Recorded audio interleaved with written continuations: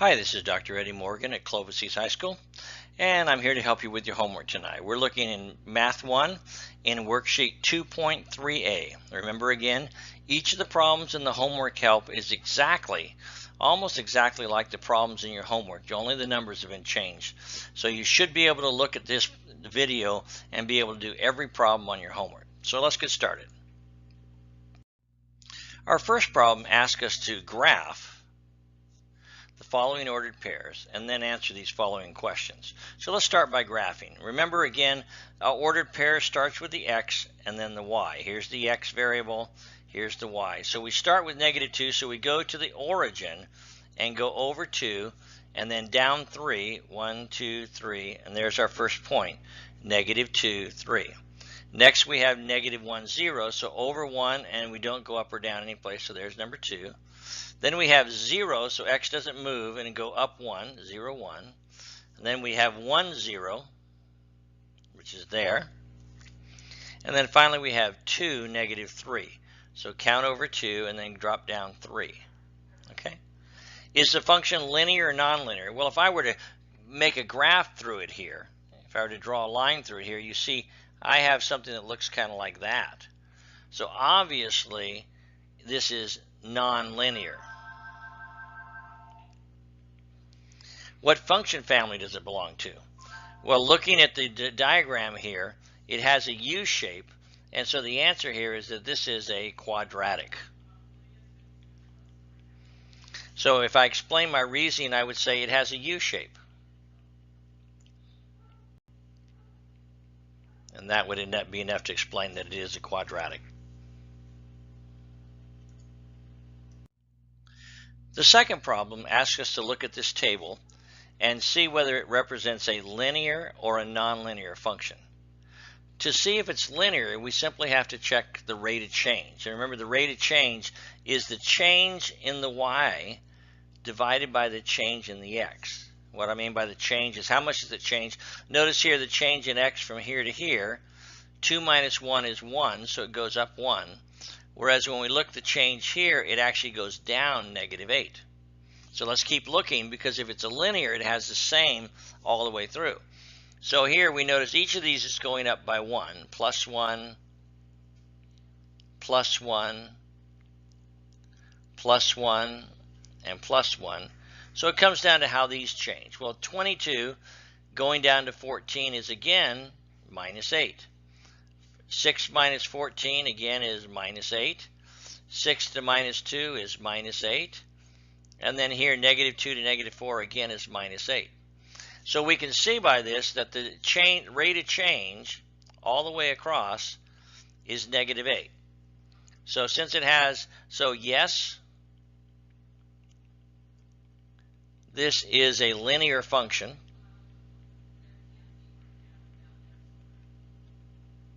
Because the rate of change is constant.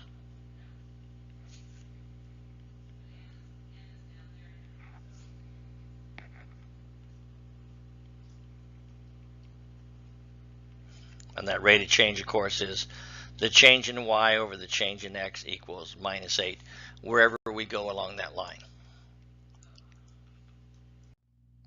Problem 3 asks us to complete the pattern in the table and then graph them, and then ask whether it's a linear function and explain my reasoning.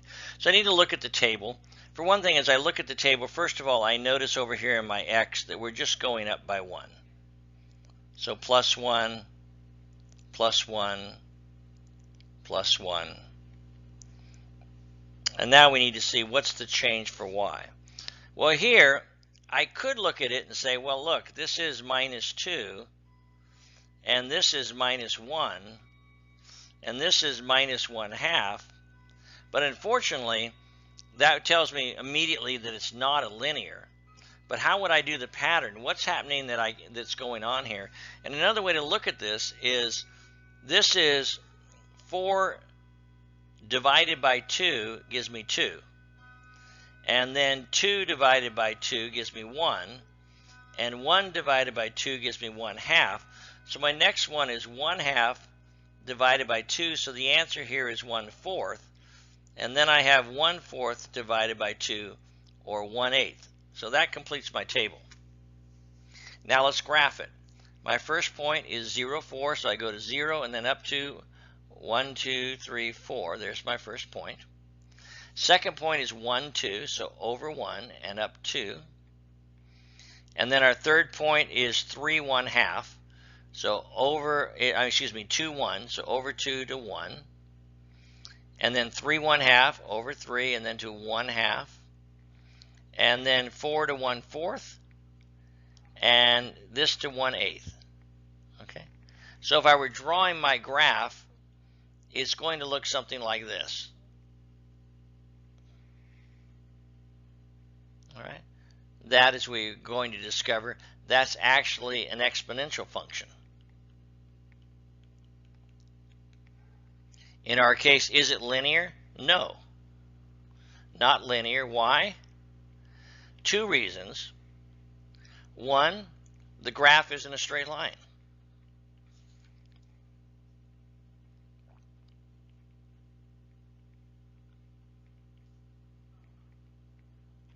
And two, if you look at the rate of change is not constant. If we go back up here, the rate of change here, if I'm looking for the change in y over the change in x, the rate of change here is -2 over 1. On the next one, it goes down 1, it's -1 over 1, and then it's -1/2 over 1, and then -1/4 over 1. So you can see they're not the same. So they don't equal each other. So since they're not constant, this is not a linear function. Problem 4 gives us 4 tables and asks which one of them could be linear. To figure this out, we're once again just going to have to look at the rate of change. So notice in the first one, x goes up 2, and y goes up 3. So the rate of change there is, for the first one, is 3/2. The next set, up 2 and up 3 again. So once again, that's 3/2. Up 2, up 3, so that's 3/2. And finally, there's up 2 and up 3. And so 3/2. So notice they're all the same. So we can say, yes, that's a linear equation. All right. Now we go to B. Notice that B goes up 1, 1, 1, 1. So let's look here. This goes down -1. And now it goes down -2. And now it goes down -4. And then it goes down -8. So if I were looking at the rate of change, the first one is -1 over 1, then it's -2 over 1, then it's -4 over 1, and finally -8 over 1. They're not the same, so this would not be a linear. Table C, it's going up by 1, so +1, +1, +1, and +1. So what's happening here? 8 to 15/2 is going to be, that's going to be going down 1/2. Okay? And then 15/2 down to 7 is going down 1/2. Notice the reason I can say that is 8 equals 16/2. So 16 minus 1/2 is 15. 15/2 minus 1/2 is 14/2, and 14/2 is 7. And so notice now I'm going down 1/2 each time. So in each case, -1/2 over 1. So my rate of change is -1/2, -1/2, -1/2, and -1/2. So this would be a linear function. It has a constant or the same rate of change. All right, our next one we have going up by 1s again. And so we say from 3 to 6 is +3. From 3 to 9 is +3. From 9 to 15, however, is +6. and then from 15 to 27 is plus 12. So my rate of change in the first one is 3, 3, 6, and 12. They're not the same, so this would not be a function. The answer is no. Problem 5 again asks us to graph these ordered pairs. Remember, our ordered pairs are x, y, and then determine whether it's linear or not and explain. So the first one, negative 2, 5. So x is first, so we go to the origin in the middle and go over negative 2. And then positive 5 means we go up 5. And there's our first point.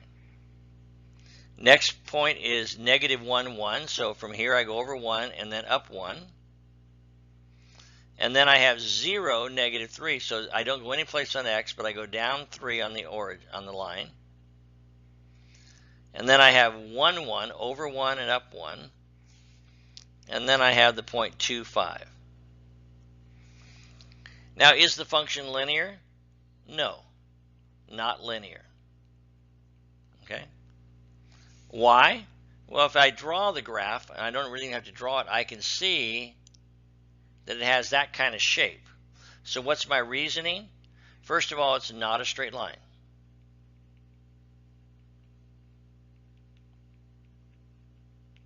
This actually is a quadratic function.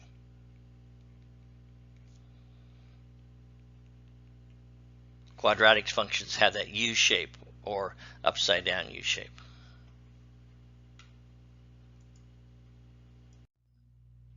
Our last problem, problem 6, says to use this table and explain the pattern.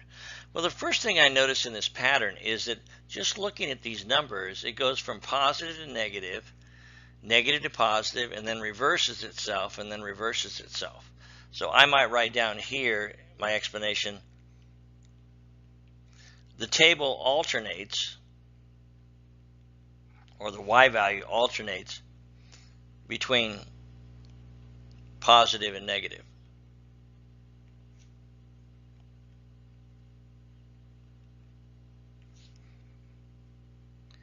Now, usually when that happens, you consider that something's going on here where you're multiplying by a negative number. Because, you know, a negative times a negative would be a positive, but then you multiply that by a negative, it becomes negative again, and then positive, negative, positive, negative, positive. So we might be thinking something's going on here in terms of multiplying. Now, if I'm looking at how much it's going up, I can see that's not going to work, because you notice this one goes down 2, and then it goes up 5, and then it goes down 13, and then it goes up 25. So we obviously do not have a linear. It's not going to be linear. But what kind of relationship is that? Well, if I look at this without the negatives for a moment, if I just look at 1, when x is 0, it's 1, and 1, 1, and 2, 4, and 3, 9, and 4, 16. Notice something here. Think multiplication again. And notice here, what can give me 1 to 1 and 2 to 4? Here it's 2 times 4. That would work, but 2 times 3 is at 6. But consider this, x squared. See, 1 squared is 1, 2 squared is 4, 3 squared is 9, 4 squared is 16. And now all you have to do is add the negative to that. In some pattern, you could say, well, somehow it's x squared, but after the initial term, it keeps alternating negative. So it's negative x squared, then positive x squared, then negative x squared, then positive x squared. Now, of course, my reasoning is no, nonlinear. And the reason for that's really simple. The rate of change